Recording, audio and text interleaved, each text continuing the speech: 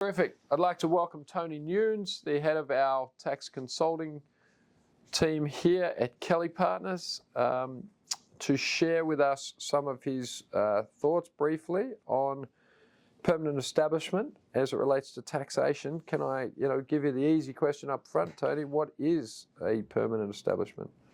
Hi, Brett. Of course. Is that like a house that doesn't move, or? It's a pure tax construct. Okay, so permanent establishment is really when you have a taxable presence in another jurisdiction, because each country is looking at what hook can they have to try and tax a business in their jurisdiction. Or individual. Or individual. Or animal. Yes. Or car. Or driver. Whatever it is. But permanent establishments are for businesses. Okay. And it's one of those so you're in Australia, landmine things that go to another place, you start doing business in another place, and that jurisdiction is going to try and drag you into their tax net because they want to shake you down for some cash.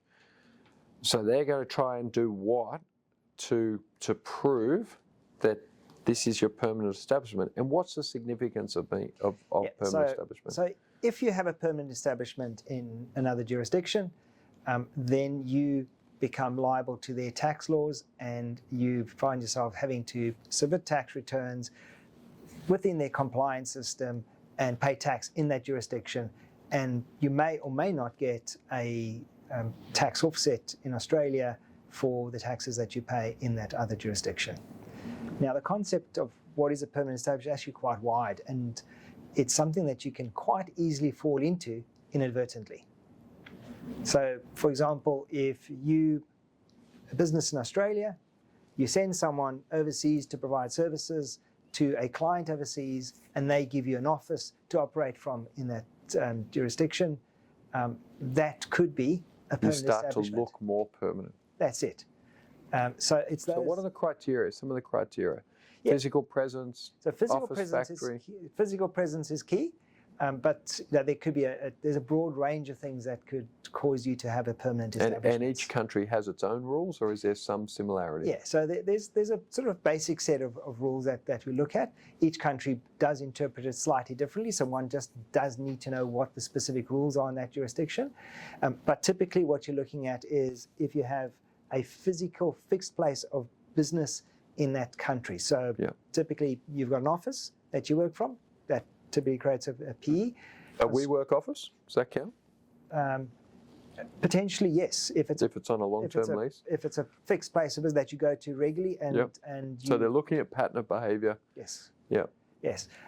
If you have a construction site, that's a PE. You could also have a PE with a large piece of equipment, substantive equipment. Okay. That could actually create a PE for you in that jurisdiction. Okay, and then from there, your primary concern is that if you are dragged in as a permanent establishment in one place and you're in a permanent establishment in another, that you could end up paying tax in both places. That's right. And without the presence of double tax treaties or other country-to-country arrangements, you could end up with an enormous tax burden. That's right. I mean, certainly in Australia, our tax system is designed to pay as much tax as possible in Australia. Oh, I see. Funny that. It's funny. Because we've got the system of franking credits. So a company, most of our clients will be operating their businesses through companies. Yeah. If it pays tax in Australia, it generates franking credits. If it pays tax in another jurisdiction, it doesn't. It doesn't. So that automatically puts you in a position where you try and pay as much tax in Australia. If you're going to pay tax, pay it here. Might as well get something for it. Because at least you get a credit for it. You do not get any franking credits for paying tax in another jurisdiction. Yeah.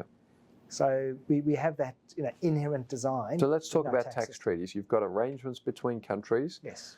To do what? Yeah. So tax treaty, and Australia's got some 70 tax treaties, is really where each country decides when they have the right to tax certain activities between countries. Between those two countries.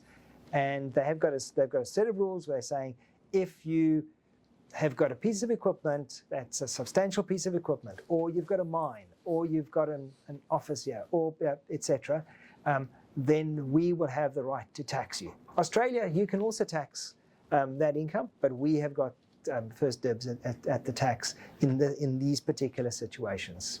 Okay, great. And so I guess like most situations to do with tax, there's obviously penalties for non-compliance, whether it's deliberate or accidental, but more importantly, there's potentially very large tax implications that are best dealt with forward planning. Would that be a fair way to think about it? That's exactly it. And what I tell, especially like our smaller businesses, you actually don't want to have a permanent establishment or a taxable presence in another jurisdiction for the simple reason is that the compliance costs are just extraordinary. I mean, if you just think about how much compliance there is in Australia, you got your tax return, you got your BAS, you got payroll tax, etc. So unless you've got a significant business opportunity, on the other side, imagine doing that in 1, 2, 3, 4 jurisdictions. Like your tax administration costs just go through the roof. Yeah. So when thinking through your global expansion strategy, you definitely need to think about tax. You should think about it very early because it's always a very large part of the, amongst the largest expenses in anyone's P&L. Yes. And so I do hear what I've encouraged in the other interviews we've done. People should reach out to one of our partners in the tax consulting group and ask questions and get advice ahead of time. I call that work experience, just learning what I might need to know one day.